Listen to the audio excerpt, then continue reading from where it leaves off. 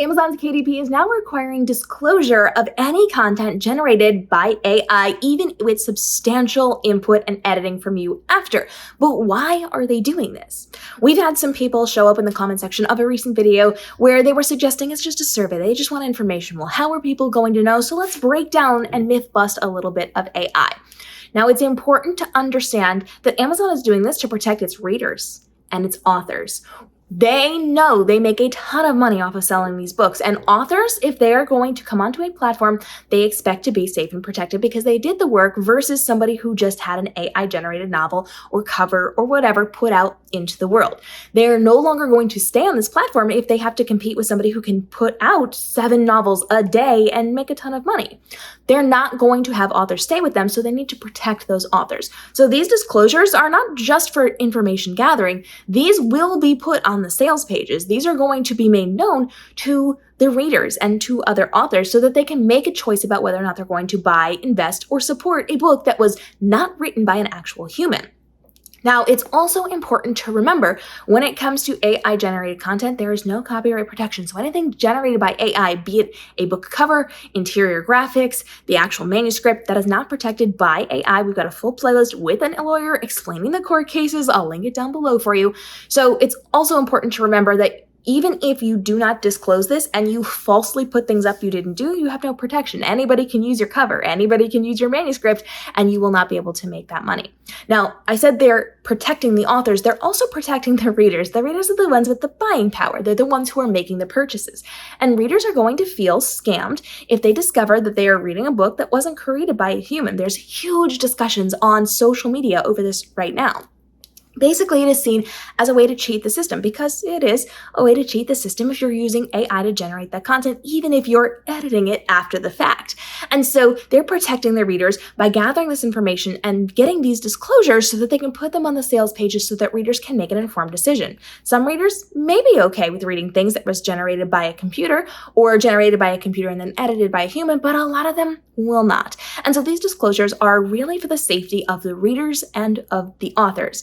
Now, yes, you can refuse to check that box or you can falsely check the box, but that will mean that you are violating Amazon's terms of service. And when they find out, because they will ban you from the platform. You'll never be able to sell your books, your products, your services on Amazon again.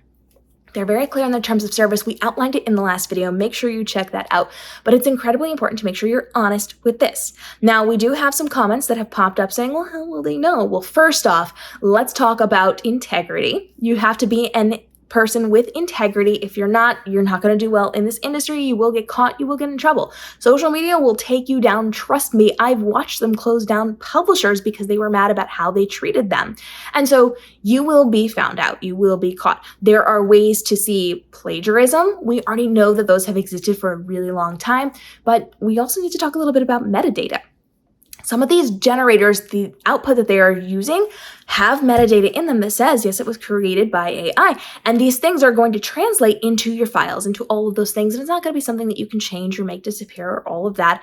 And we're actually starting to see legislation move toward requiring some of these disclosures on AI-generated output.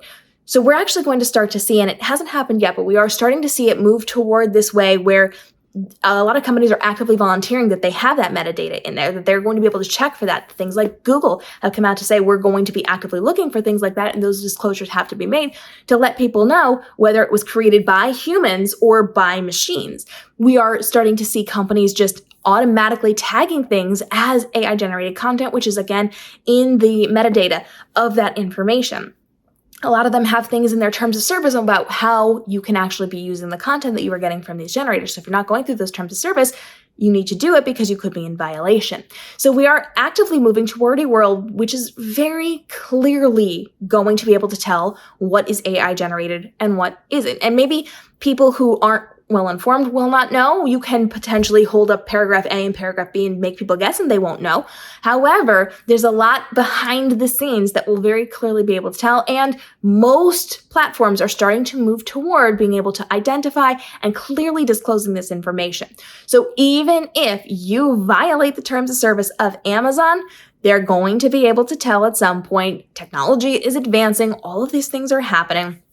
So you have to be honest about this. And if you're not honest about it, you will get taken out of this industry by readers who are not happy that you lied, as well as the platforms who have blatantly said you must disclose this properly or else. Questions on this, go ahead and drop it down below. I'm going to be answering your questions. We also have everybody's favorite IP and entertainment lawyer, Tony, coming back for more episodes where we're breaking down court cases, all of the terms and service of different platforms, all of these things for you to get you answers on how you can be doing this. Now, if you do want to use AI to save time, effort, and to make your writing better, we have a playlist all about the legal side, the creative side, and the ethical side of AI. There's tons of ways you can use this to enhance your author life without being icky about it.